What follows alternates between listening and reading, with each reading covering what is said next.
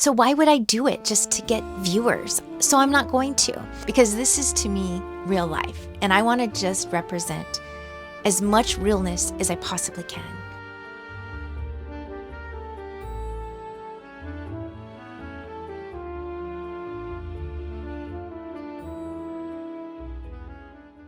This is a small video of appreciation and thoughts.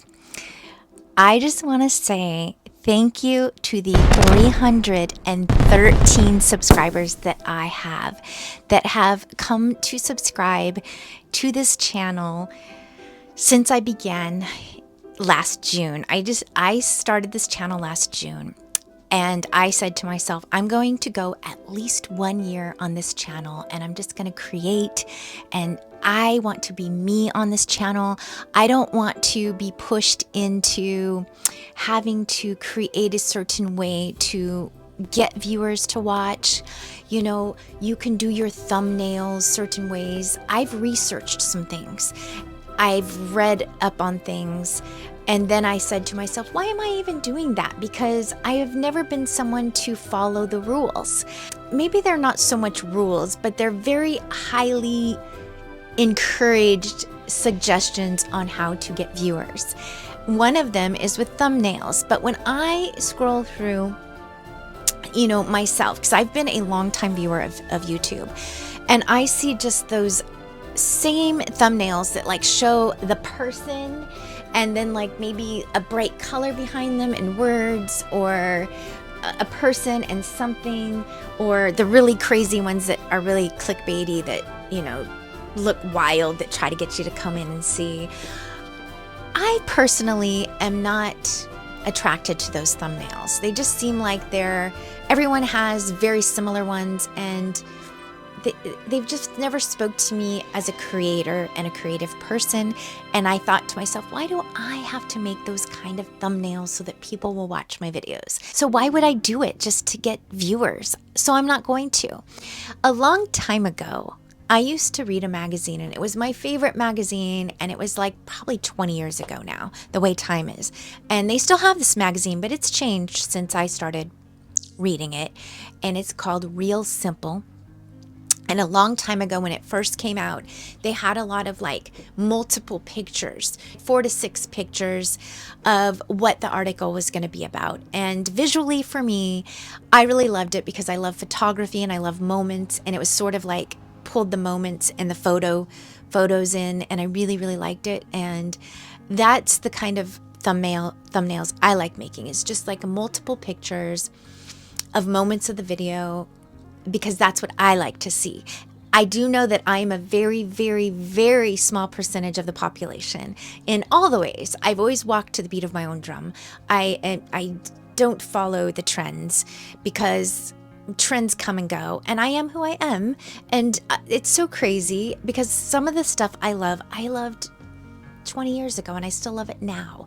I'm very true to who I am and to what I love. I don't want to change that just to get viewers. I could work on my titles, I'm sure, but I always just kind of say what it is. My filming style is going to continue to evolve, because I'd like to think the more videos I make, the more I learn, the better I become. I am learning and I am evolving, and that makes me feel proud of myself. I have friends who have asked, what is your why? Why are you doing YouTube? Like, what is your why? And I thought about it the other day, and I thought, what is my why? It was a very deep question to think about. But my why, if I really, really am being true to who I am, the biggest why is just to be who I am, and to, I'm not drama, and I don't talk about other people. And I know sometimes that draws viewers in too. It draws me in. I like to watch channels like that are a little bit more drama, just like my reality TV. But I personally am not drama. So I'm going to be who I am, and just hope that there's going to be a few of you out there that like that. I don't want to do a niche, as they say. It really, really, really upsets me that you have to have a niche. So like there's fashion channels, and there's makeup channels, and there's travel channels, and there's all these channels that are very specific to a certain particular topic. I have talked about places I've gone, drifting, gone on vacation and shared it, memories on here. So when I think about what I share about, it's almost become like a living, moving journal for me, a journal of my life. And life goes so fast, so incredibly fast. Sometimes I just can't even comprehend how fast this life goes. And we have just one of them. And so I thought my primary why, the reason I do this, is to capture, that's the word, to capture memories and moments of time that are important to me. And if other people want to watch it and they're inspired by certain moments, that would be my wish for my viewers. I would want to inspire you to be your most authentic self you can be, to do what you love in this one life. And for me, I'm super scared. I'm really scared. I'm 54 and I'm not doing a real job. I have the privilege and the blessing that my partner has said, I'm going to just step in here and make sure everything's okay. And you just do what you love and create your videos on YouTube and be here for a family and cook meals and be a good friend to your friends and just do you. This is doing me, and I've always loved to create since I was a teenager.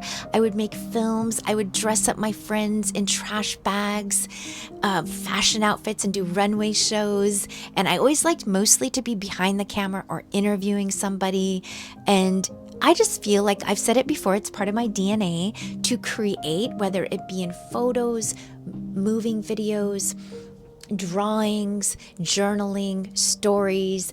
I had this huge goal one year, again, many years ago, to be published in my favorite magazine, Bella Grace. Now I said that Real Simple was my favorite magazine, but they come and go. Like Real Simple was a long time ago, and then Bella Grace came along and I was like, this is a magazine that speaks to my soul. Had beautiful imagery, lovely articles that were just so like grounding and just appreciating moments, and it was exactly what I needed at the time. And I thought, I want to write an article for this magazine and I want to be published in it, and it is my goal. And it worked. I did a 365-day series on The Ordinary, where I took a picture of the ordinary every day, and then I wrote up an article about it at the end of the 365 days. I submitted it to Bella Grace, and they accepted. And that was my first article published. And then they found my blog, and they saw another thing that I had written and asked if they could publish that, and they did. And then there was a third article that I submitted that they accepted. So I'm in 3 different magazine issues. And when I say magazine, these magazines are the kind you want to keep forever. They're almost like small books, and I have a stack of them, and I really love them. You can return to them, you can visit them whenever you want to feel good. And that was a huge accomplishment to be in that magazine. And the third article that was published was probably the most meaningful to my heart. It was a mother-daughter project I did with RJ, where we took a picture of each other or with each other every now and then. And I often want to return to this project because that was so many years ago, and we've both changed. I've gotten more wrinkles, she's grown up more, and maybe recreate some of those images that we did back all those years. And that was a fun article to publish because during that time RJ and I were going through a really rough time with a family situation. It was a healing process. It felt like a healing process. It was a healing experience to document things in photos, and I'll always look back and love those days. So when I think about my why, it's because I love to share. I love to share little bits of life that are beautiful, the ordinary moments that can be so fulfilling. We don't have to go out and have big adventures, and we don't have to have curated Instagram pages showing like the perfect, all the colors are the same and everything's this perfect. That's not my reality, because this is to me real life, and I want to just represent as much realness as I possibly can, because I think it's a huge, ginormous pressure to compare yourself to these other social media streams, or even other YouTubers that are just so like amazing. Really, they're amazing, and they put a lot of work into what they do to make things look flawless. But life isn't flawless. People aren't flawless. And so that's what I want to represent, is the very ordinary, beautiful souls out there. That's what I'm here for.